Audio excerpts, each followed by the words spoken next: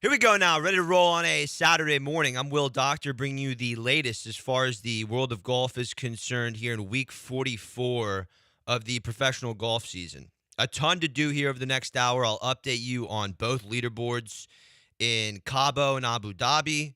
We'll hear from the leaders from yesterday evening's post-round press conferences, and we will have three guests over the next hour. Monday is the Bad Pants Open at Champions, which supports the NICU Center at Texas Children's Hospital. It's an incredible event where golfers dress as horribly as they possibly can. Pull out the Malbon outfits, get the John Daly pants on. It's an event where golfers dress as bad as possible while raising money for newborns. And we'll bring on Trey McCord, who is the chairman of the event, and Ashley Sims will join the call. Ashley is the vice president of nursing at Texas Children's. We'll hear more about their miraculous work and, Trey organizing the event, Ashley saving newborn infants. We'll hear about their work and show you how you can get involved in the Bad Pants Open in years to come. And then at 8:40, John Montag is going to join us. He is the GM at Highland Pines Golf Club, which is just a gorgeous semi-private golf club open to the public, just 50 minutes north of Houston and Porter. I just got a chance for the first time to play it this week, and it's a gorgeous layout. Really a perfectly designed layout for the amateur golfer.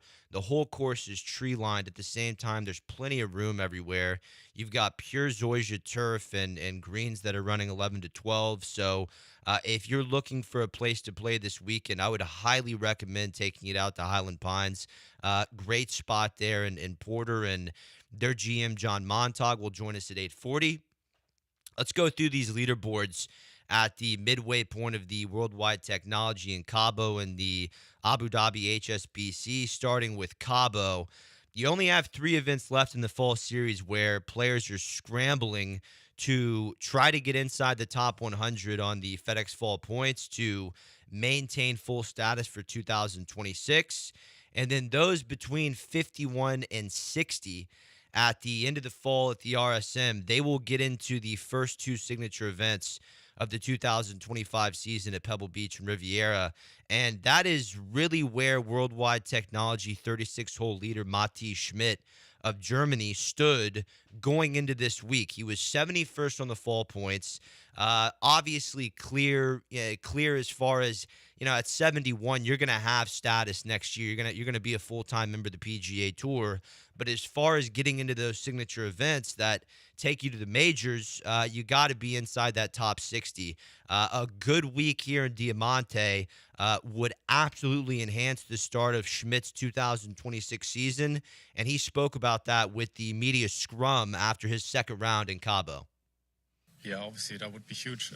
We all know how big those are, and the added points you can earn in those. And obviously I also want to play the best courses against the best players, so that's a big goal for me. Yeah. This is a 27-year-old German who absolutely rips it off the tee, and he is a freak pass, pal, and putter, which is the green surfaces they have there at El Cardinal. Schmidt opened 64-63 at Diamante. It's a course designed by Tiger Woods. It's his first PGA Tour setup. And 64-63 achieves the 36-hole scoring record at El Cardinal at 172. Camilo Villegas previously set it in 2023 at 128. And Schmidt, he didn't play 2 weeks ago in Utah. Took a week off after the Bay Current, and he told the press he's just kind of trying to get his feet underneath him after spending a few extra weeks in Japan after the Bay Current. Yeah, no, me and my girlfriend, we stayed in Japan for another week, and after that, I don't know, was a bit drained, I guess. No, a bit sick, but I feel a lot better now. I feel fresh and had a short but good preparation, I feel like. And yeah, no, I'm excited for the weekend. 2 weeks off, little time with the girlfriend, little drained, little sick. We know how it goes. Schmidt, he sits 17 under par with a one-shot lead over two-time PGA Tour winner Nick Dunlop and Sami Välimäki of Finland. We'll get to Välimäki. He's another one. He's 103rd on the FedEx Cup Fall Points. He's a fun player, top 5 that here in Houston at Memorial Park earlier in the season. We've come to know Valimaki as a player who holds status in Europe. He holds status on the PGA Tour. He spent most of his golf in the States this year, and besides Houston, did not really have too many other top finishes.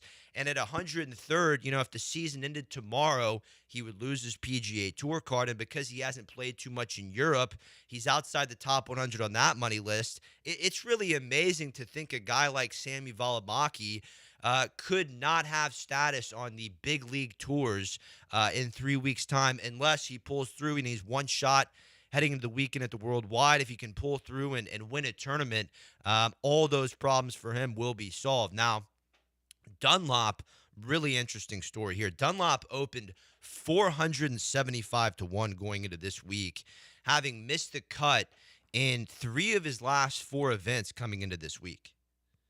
475 to 1. Now, Dunlop is exempt on the PGA Tour through 2026 thanks to his wins at the Amex and the Barracuda in 2024.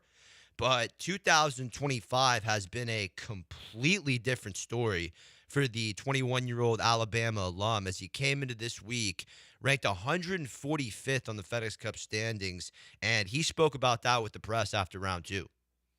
Played better last year. No, I'm still really young. I'm trying to learn every week. It's nice this year. I've seen all the golf courses, so a lot of my Mondays have been a little bit easier. I'm traveling on Monday instead of getting there Sunday, so I have, one whole day kind of each week that I play to, I don't feel like I have to go and learn the golf course, which is nice. I should still be in college, so just trying to learn as much as I can out here. Yeah, we can't take away from what Nick Dunlop did in 2024. Remember, when he won the Amex in Palm Springs, he was still a sophomore at Alabama. He was playing on a sponsor's exemption.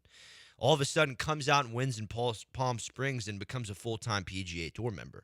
So a lot to handle at 21 years old, and the main issue for him this year has been the driver. He would still have the lead right now over Matti Schmidt if it wasn't for a foul ball he hit on the par 4 7th, which was his 16th hole in the second round, started on 10.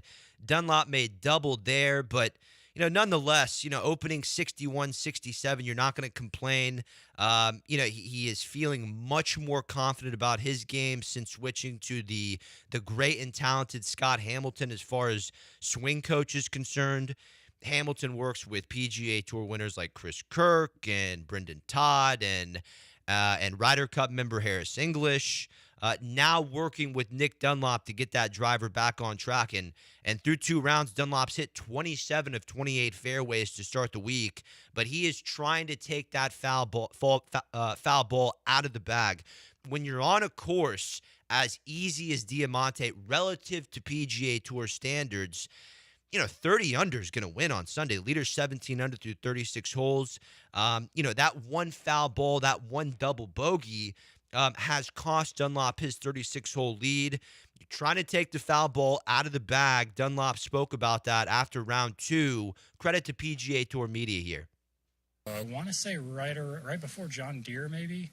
Kind of saw him here and there starting around Travelers, and then I really started working with him right before John Deere and then kind of into the break. Went and saw him last week, but we've been doing some good work.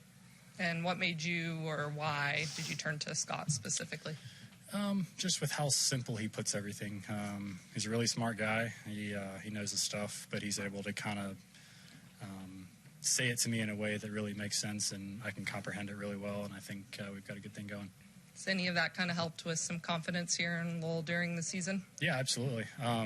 Finally, kind of during that break, I was, started to shoot some good numbers at home, which that's where it starts. It's hard to come out here and play a really good round if you're not doing it at home. It doesn't really kind of translate like that. So, I was playing good at home, playing good practice rounds, playing good, first couple of days, and just, kind of try to keep that going, keep the confidence building. So we'll get to more on the leaders a little bit later on in the show. Let me give you a couple names here, just in the top 5 on this leaderboard who, if the season ended tomorrow, they would lose their PGA Tour cards. Sammy Valimaki, who is in a tie for second. We already talked about him, 103rd on the FedEx Cup standings. Chad Ramey is 2 shots back at 15 under. He is 123rd on the FedEx Cup standings. Ramey really has not done a whole lot this year. A great putter of the golf ball, but a lot of pressure on the line for him, as well as Victor Perez. He is tied for 5th at 14 under. Sits 107th on the money list. Once again, season ended tomorrow, he would lose his card. So with just 3 tournaments left, the pressure is greater than ever for most of the PGA Tour. Not necessarily the favorites, but guys like Ramey, Perez, Valimaki, they're sweating it out here with just 3 events to go in the fall. As far as where the favorites are, there was some elite talent in this field to start the week. Ben Griffin opened as the tournament favorite at 13-1. We saw him at the Ryder Cup. Right now, he is in a tie for 5th at 14 under. 2-time PGA Tour winner. He is plus 430 heading into the weekend. Within reach of Matti Schmidt. Definitely within reach. 3 back. You could see him on Sunday down the stretch. JJ Spaun, the U.S. Open champion, he opened at 14-1 to start the week. He is in a tie for 41st at 7 under, 150-1 right now, well out of contention. Rico Hoey, the guy who finished second to Michael Brennan 2 weeks ago in Utah. He is in a tie for 25th at 9 under par. Michael Thorby Jorgensen, the superstar prodigy out of Stanford, he opened 22-1 to start the week. He is in a tie for 25th at 9 under, opens the weekend at 75-1. And Max Gracerman, another guy yet to win a PGA Tour event, had a chance 3 weeks ago in Japan. He opened the week 22-1. He is tied 41st right now at 7 under par. We got to take a quick break. On the other side, Live Golf has moved from 54 to 72 holes. Quite laughable when you think 4 years ago, everyone who signed with Live was talking about less golf, more time with the family. We will break that down before we get to Trey McCord and Ashley Sims of the Bad Pants Open. On the other side, this is the Charlie Epps Golf Hour. This is the Golf Hour with Will Doctor. We'll be back after this.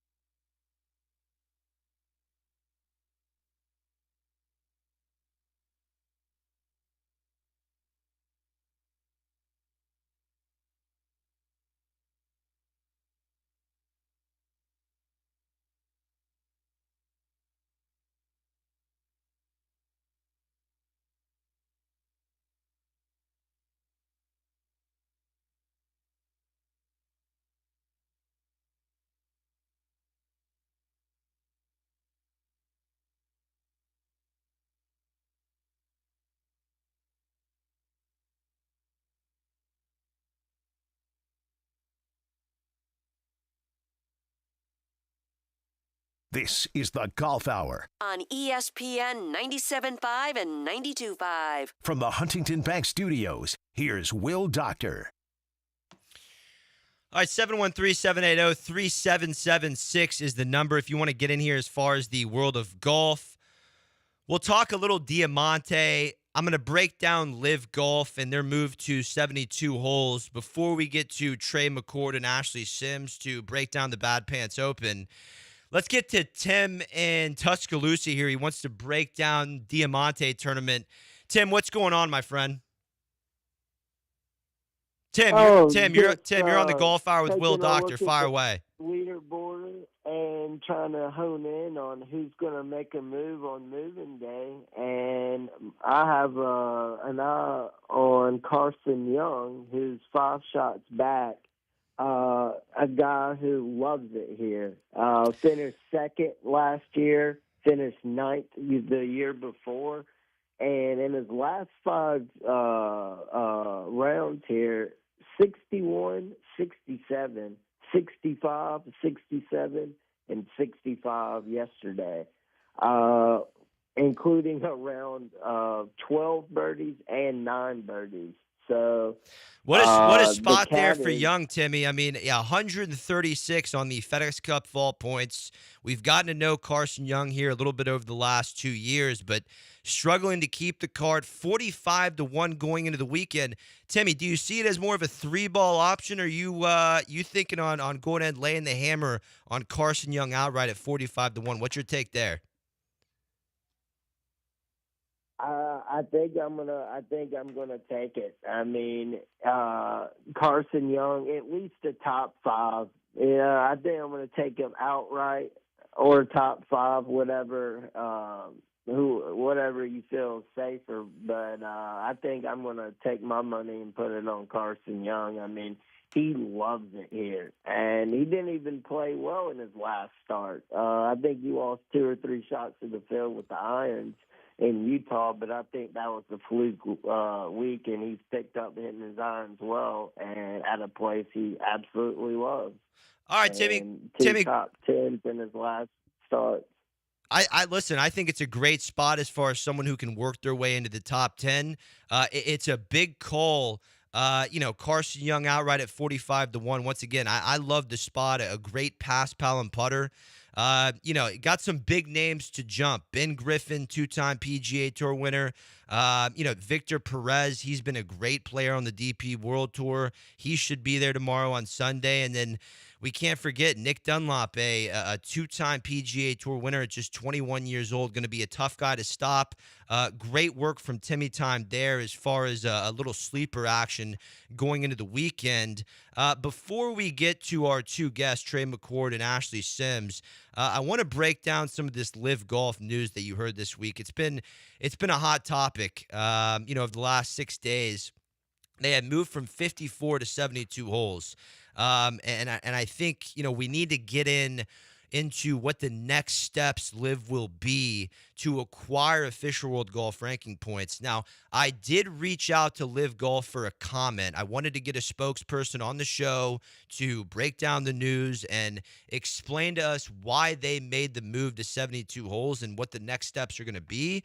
They did not respond. So, I'll give you my take on the change and how I think Live Golf will go from a circus to a real professional golf tour.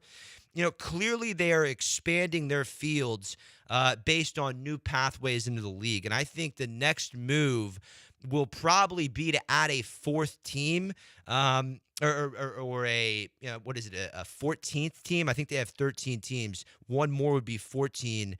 I think they add another team based on some of the things I see them doing, even though the team format really does not help things at all when it comes to the plea to the official World Golf Rankings Committee.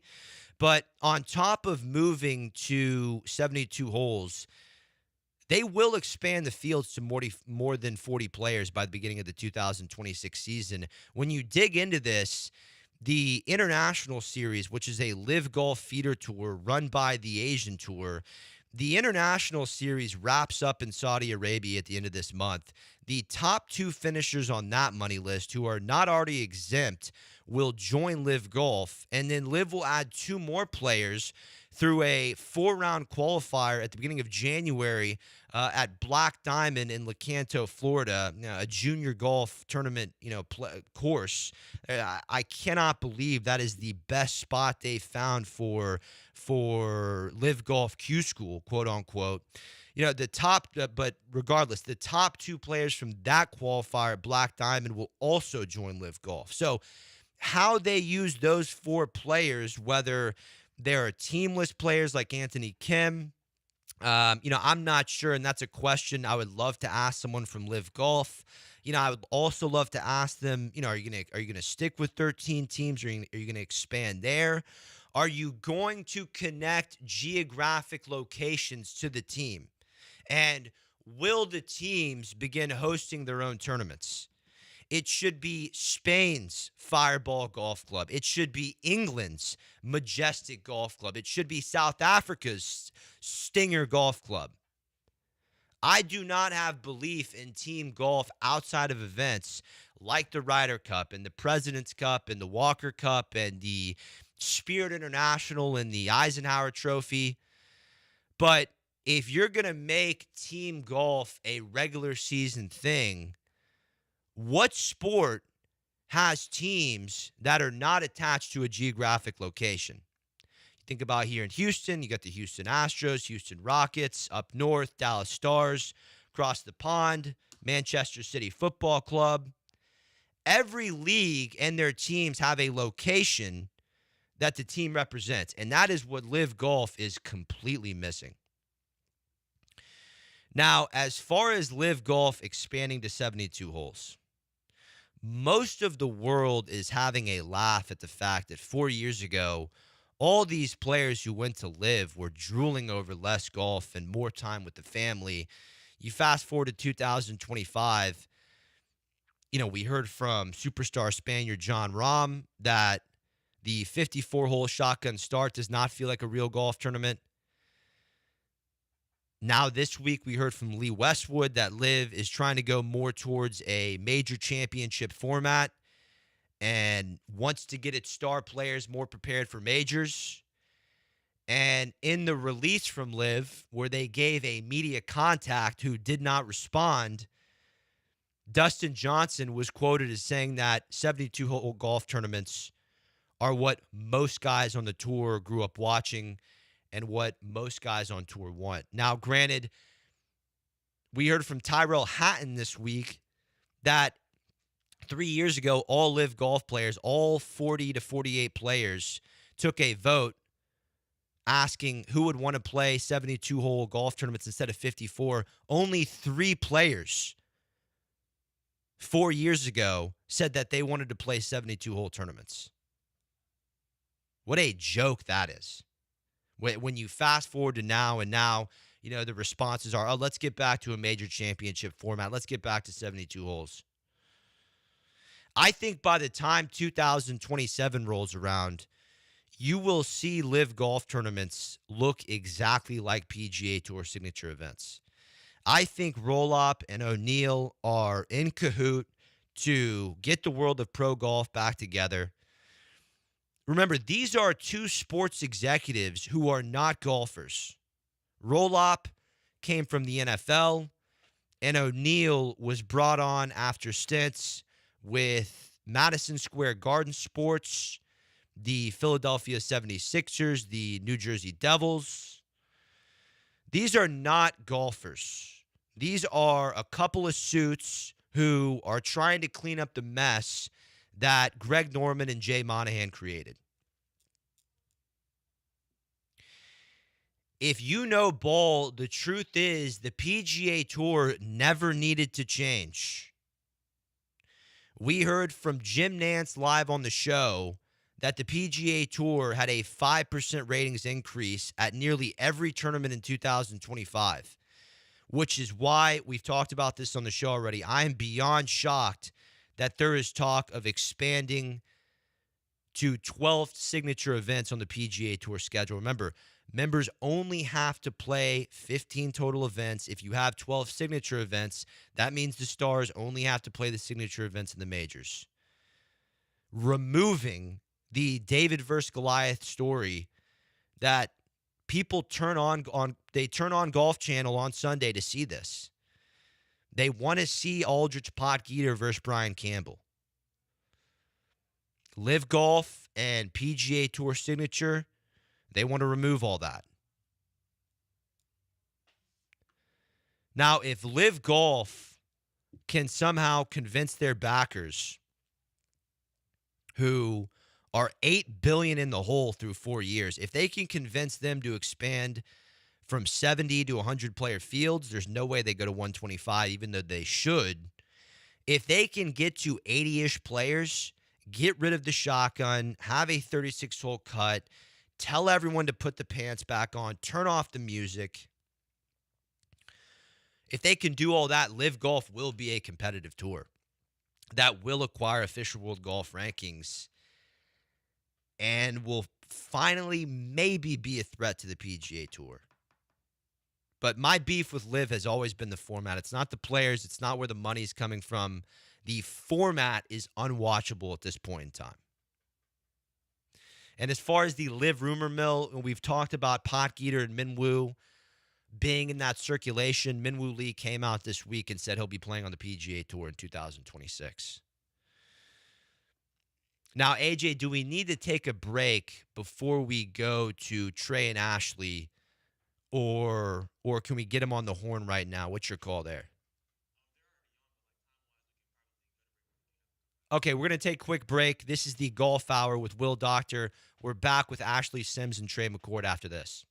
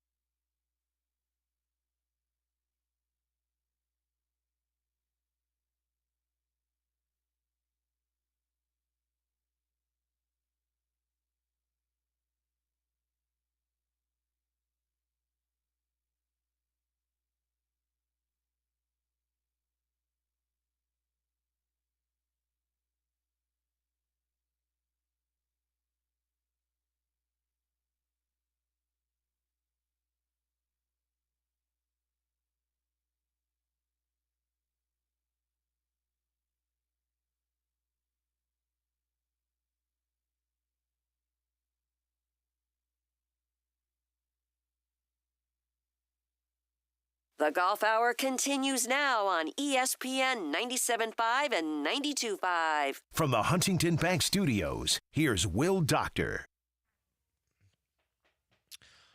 All right, welcome back to the best golf show in Texas. For the next 15 minutes, we're going to be talking about one of the most colorful, one of the most meaningful golf events in Houston. It's the Bad Pants Open. It's happening Monday at Champions, where it's really a day where awful golf fashion raises incredible money for babies in the NICU at Texas Children's. And joining us today are two people who are right at the heart of it. First, we have Trey McCord. He is a market executive at Woodforest Bank and the committee chair for the Bad Pants Open. He is one of the key people making this whole wild day of bad fashion and good fundraising actually happen. And alongside him is Ashley Sims, Vice President of Nursing at Texas Children's Newborn Center, and she is going to be a featured speaker at the Bad Pants Open this Monday. She leads the teams caring for some of the most fragile babies and their families at Texas Children's. We're going to talk today about how ridiculous pants can turn into a real impact, what life inside the NICU is really like, and how you can be a part of the story.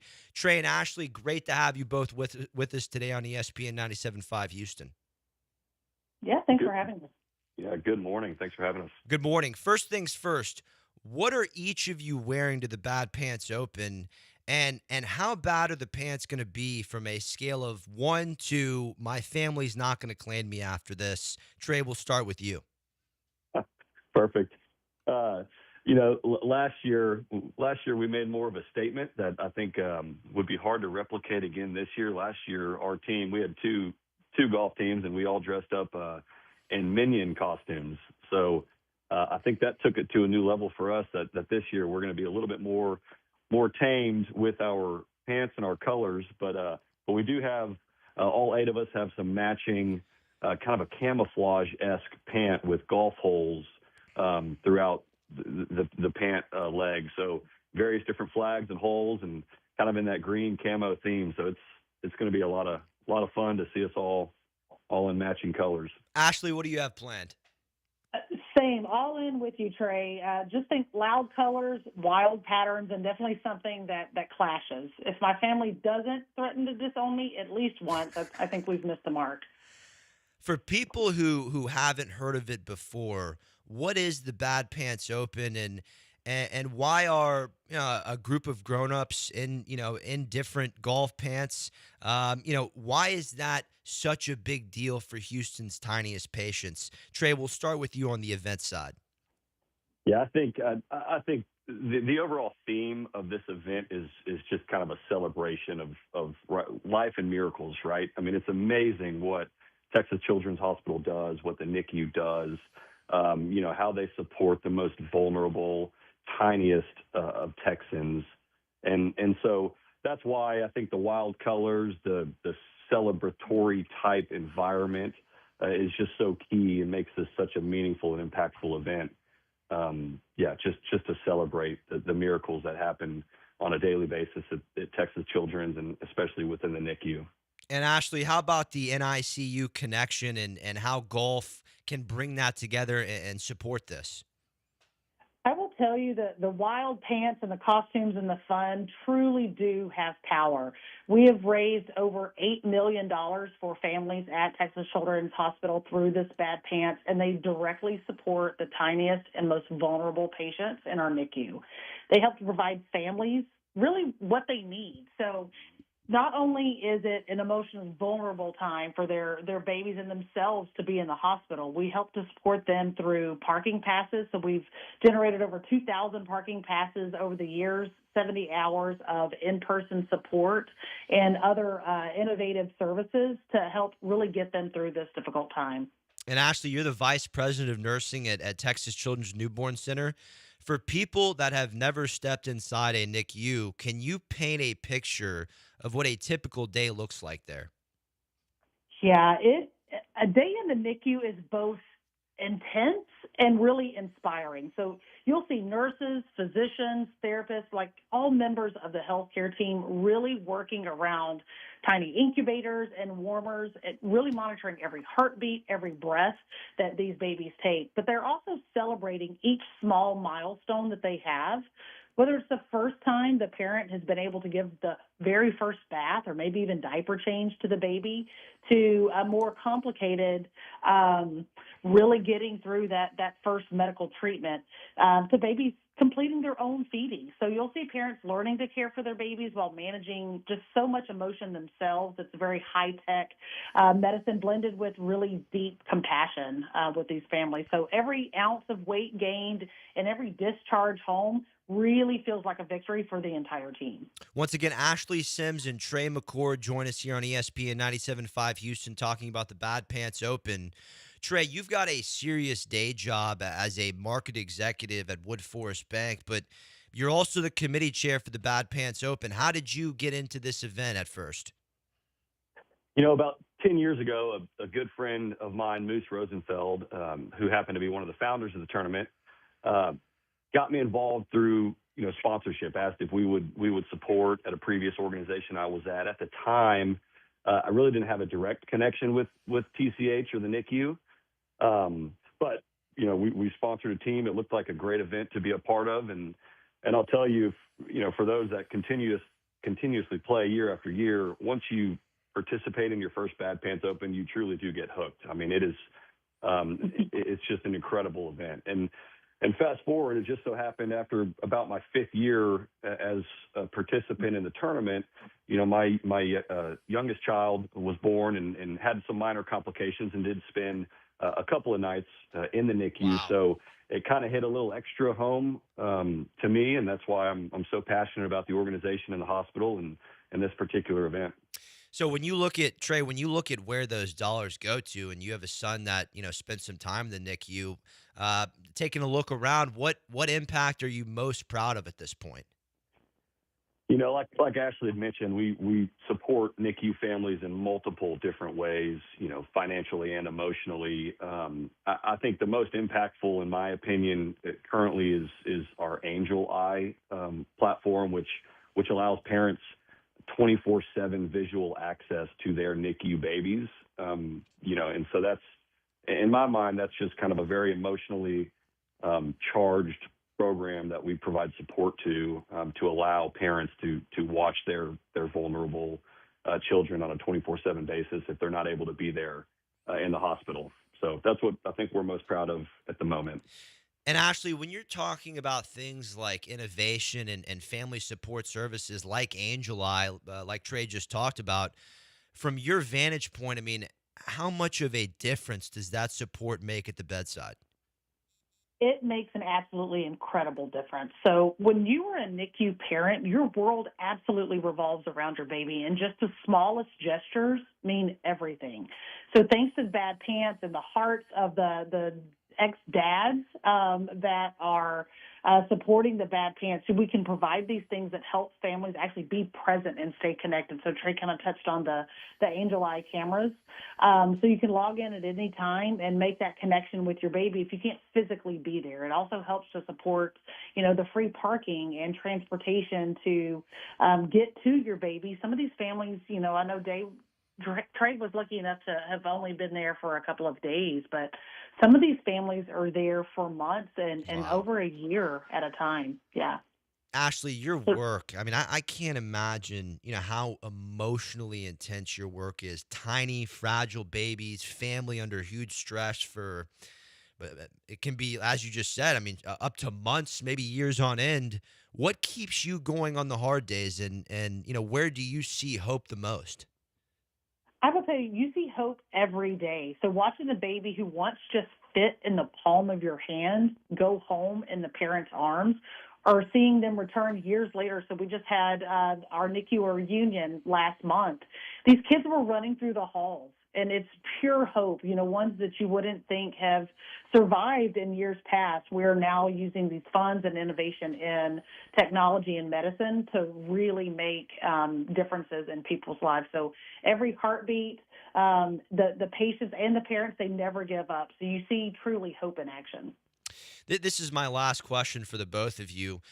When you two meet up and talk, one from the fundraising committee side, one from the clinical side, what do you wish the public understood better about the journeys families take through the NICU? We'll start with Ashley. So I'm really excited about how the technology and human connection is really merging. You usually don't think about those two together, but it's really providing that partnership, the virtual engagement that parents have to be able to stay connected to those babies. But what I wish that people really understood about the NICU journey is that it doesn't end when the babies go home. The families are carrying that experience with them for life. They still remember the fear and hope that they had when they were in the NICU, and it takes a lot of strength. Some already have families at home, so they're not only trying to take care of their baby while they're in the hospital, they're trying to take care of siblings in their own family at home. So when you give to the Bad Pants Open, you're not just supporting the patients when they're hospitalized, you're really standing beside them in those families at their most vulnerable moment, helping to give them additional support and healing as well. Phenomenal work, Ashley. And Trey, for anyone who's not maybe a golfer or is just a little too late to the party this year, wants to get involved next year, or just wants to support the Newborn Center right now, how can they get involved? Yeah, I appreciate you saying that. I encourage anybody to go to texaschildrens.org, look at the events page, look at the Bad Pants Open page, look at the previous pictures. We've got some videos up there to show what the tournament looks like, what we support, how we support all the programs that we're helping fund and offer to these families. So at this point, as you mentioned, this is a sold-out event. It's a very successful tournament every year. We have some amazing sponsors and individual participants. So, yeah, I encourage that's the first place to go look and figure out if you'd like to get involved next year and years to come and continue wearing bad pants just to celebrate, life and the amazing work that Texas Children's does. Trey, great work. That is Trey McCord and Ashley Sims. Trey and Ashley, thank you both for the work you do and for spending time with us today. And for all those listening, please visit the events tab at texaschildrens.org to get involved. We'll be back after this with John Montag, the GM at Highland Pines Golf Club.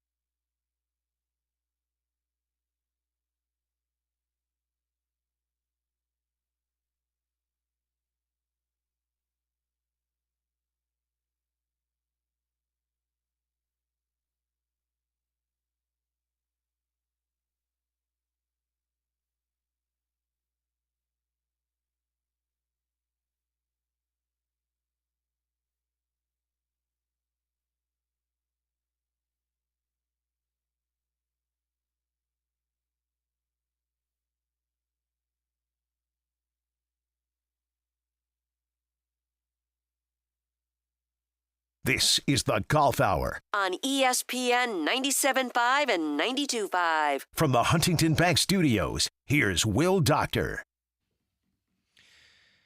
You can color me obsessed with Highland Pines Golf Club. I just got out there this past Wednesday. Was absolutely in love with the property. Had to get someone from the club on. We're lucky enough to have John Montag, the general manager and director of golf at Highland Pines, on the show. This is one of the newest and most talked about golf destinations. It really, the greater Houston area, but in the state of Texas itself. Now, Highland Pines opened late 2022 as the first new public golf course in Houston in over a decade. It's already turning heads. Tour 18 did a great design. You have dramatic elevation changes there along the San Jacinto River, and it really I want to get into the Zion Zoysia grass. It's the first of its kind laser Zoysia greens that are built to thrive in the Texas heat. And as GM, John oversees everything from course conditions to golfer experience to integrating the club into the Highlands Master Plan community. I'm really excited to have John on the show. John, welcome in. How are you this morning? I'm doing great. Hey, thanks for having me, and fantastic lead-in. I don't know how I can follow that up. John, you're leading Highland Pines at a very exciting time. I mean, what drew you to the role of GM there, and how has your vision evolved since you arrived? Yeah, well, I started this company back in 1993, so there's been a lot of evolution over the last 32 years. Started in the cart barn at Tour 18 way back when, and kind of worked my way through the ranks to working up to the director of golf position. So the evolution has taken some time, without a doubt. Golf has changed. We got a lot of new people coming in, a lot of families, a lot of kids, a lot of wives. Golf is in a great place for us. So just happy that we have a product that we can get out there and to see the excitement on people's faces, not only when they pull up the clubhouse, but when they finish up their day, come into the restaurant, tell some stories, just a lot of buzz. Once again, John Montag, GM of Highland Pines Golf Club, joins us live on ESPN 97.5 Houston. John, can you walk us through the member and public mix at Highland Pines, the semi-private model? How do you balance the need of members, casual public rounds, tournaments, juniors, community access? How do you balance all of it? It's exactly like I said there. It's a balance, without a doubt. We've got our priorities, without a doubt. Our members are certainly, it's a long-term relationship, so they're at the top of the heap right there. Being a huge part of the neighborhood in the Highlands, the community access is important to us as well.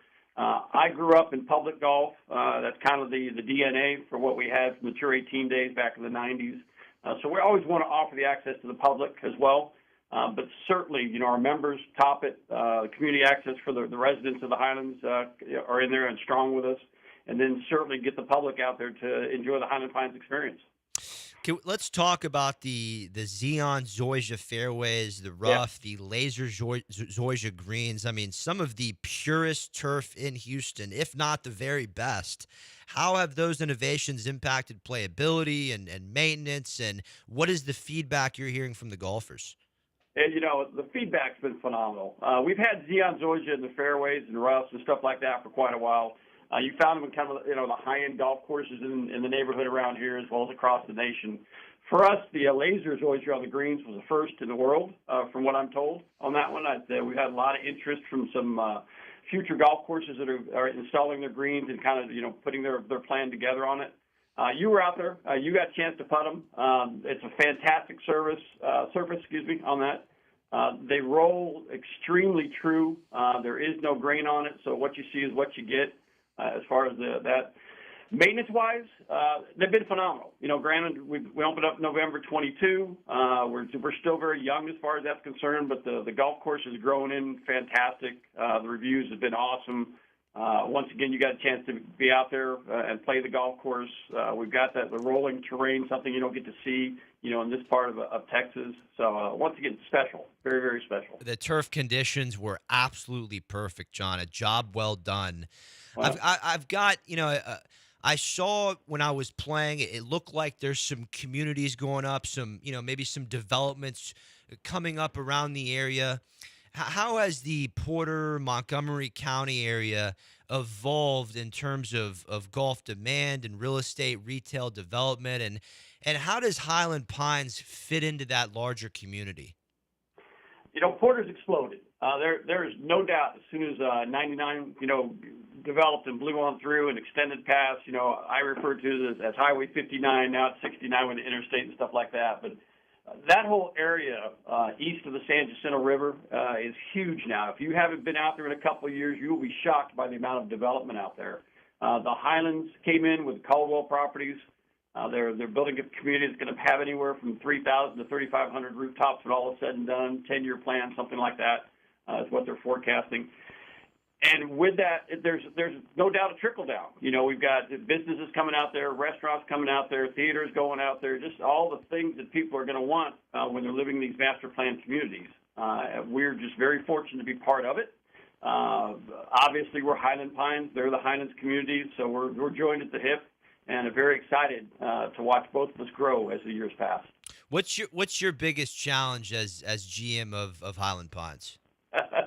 Balance is probably the biggest thing. Be able to wear those multiple hats, not only with the customers, but with my staff and with the greens department and with the restaurant as well and stuff like that. Just being able to balance between, all the multiple hats that I wear throughout the day and making sure that those relationships that I'm building, that, I maintain them, stay in contact. That's really the biggest job for me is just to communicate, and get the word out. And have people know that I'm here. If you have questions, shoot me an email, shoot me a text, swing on by, knock on the door. I'm always available just to hear what you have to say. I've been very fortunate that a lot of it is positive. I've had some constructive criticism, which we've acted upon and just made the product better for everybody. But Highland Pines is on a fantastic trajectory. Top to bottom, I was totally impressed, John. I mean, the whole property looks amazing. There's not a blade of grass out of place. Just an incredible golf course. I recommend everyone get out there. John, a couple more questions for you. Sure. For parents with juniors listening, Yep. What is the club offering for juniors at the moment?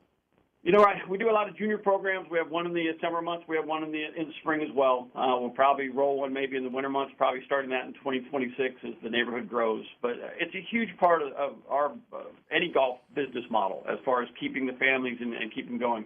I not only do I have Highland Pines, but I have Augusta Pines as well. On that, we have a teaching school here on property that does a great job with the juniors. Summit Golf Schools out here.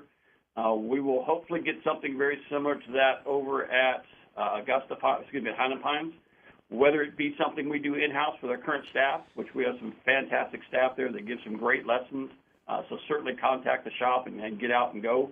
But nothing better than spending some time, with the family. That's something I've been very fortunate over the years, being in golf, is to have my daughter brought up here at Augusta Pines and, watching her learn how to drive a golf cart, which allowed her to learn how to drive a car, and without me pulling out my hair on that one, it's been very enjoyable to have the families and have the families involved, not only in my life, but mine as well. Once again, this is John Montauk, GM at Highland Pines Golf Club. John, the 9th hole was my personal favorite. Yeah. Absolutely loved Eagle that. putt? Did you make the eagle putt? I had an eagle putt and 3 putted for par. I put my drive on the left side of the fairway. It was a tucked back left pin. I put a hybrid to the right side of the green and then 3 putted up the hill. Nonetheless, my favorite hole on the property. Welcome to Highland Pines. Yeah. No, the greens, we could talk about them all day. Just running phenomenal, Sure. John. What's in your opinion, what's the signature stretch out there? For us, the signature hole for us out there is obviously number 8. That's that par 3 you hit right before head to the par 5. It's not an island green, but certainly there's a lot of water in front of it. You can play it anywhere from 215 yards all the way up to the front tees, which right over 100 yards on that one. But just a beautiful hole with the surround. It's got the rock there on the kind of the beachhead there as you work your way up into the green and stuff like that. 9, you can't beat it. That second shot, coming down that ridge line, headed down to the green is pretty awesome. One of my favorites is number 11, that little sweeping dogleg right on that, which is kind of a lot of fun as well. But right now, I've got a love-hate relationship with each and every one of those holes out there. Kind of depends on the day on that one. But without a doubt, it's going to be a relationship that I'm going to have with the golf course for a long time to come. For golfers thinking about playing your course, what advice would you give them to get the most out of their day at Highland Pines? Well, I mean, two things. One, hit it where you can see it. And two, as you witnessed on number 9, keep it below the hole, without a doubt. You want as many uphill putts as possible when you get out there. But the course is out there to be gotten. Very generous off the tee boxes. You're not going to get a bad lie, even if you happen to, score it a little bit left or right and get in the rough. That's always your grass really holds the ball up well, so you have a chance to advance it. Get it on the green. Do what you can to keep it below the hole. Be as aggressive as you want to be when you're below the hole. But be very, very careful. Excuse me, when you're below the hole, yes. But very, very careful when you get above the hole because as you fell victim, it can bite you quickly. John, I'll tell you what. I missed the green long on 3. Okay. A great dog leg right there. Beautiful tree line. I missed the green long on 3, and I step up over my chip. I see. In my head, I'm going, this looks a little downhill. I make sure to adjust my landing spot. This looks like a pretty straightforward chip. This thing, I chip it just on the green, and it almost didn't stop rolling. I thought I was going to lose it down to the fairway. Settled there about 15 feet past the cup. I absolutely love the back-to-front greens, John. Very well done. My last question for you: Where do you see Highland Pines in 5 to 10 years? It's matured fantastically over the 2.5, 3 years that we've been open already. In 5 to 10 years down the road, I just see it getting better and better. It's going to be one of the pinnacle golf courses in the area for a long time to be. We're fortunate to be in the neighborhood that we're in and have the partners that we do have. The staff is fantastic. I've got, for me, it's a younger staff, so hopefully I'll be able to keep them for 5 to 10 years because that's a huge part of the membership is having those relationships with the guys in the shop, the people in the restaurant, and stuff like that. So we're just looking to have a lot of fun. That's your goal when you come out, to tell us the stories that you had. Some are going to be some knee knockers, and some are going to get some belly laughs out of it as well.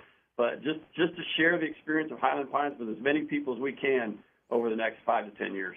John, great job, and thanks for taking the time to come on the show today. Sure. I appreciate you letting me come out and play, and I look forward to seeing and talking with you soon. Well, next time you come out, leave a 4th spot. We'd love to come out and hang out with you. Thanks, John. That is John Montag, GM at the Great Highland Pines Golf Club in Porter, Texas. You're looking for a round of golf this weekend, take it out there. We're out of time here on the Golf Hour with Will Doctor. We'll talk to you next weekend.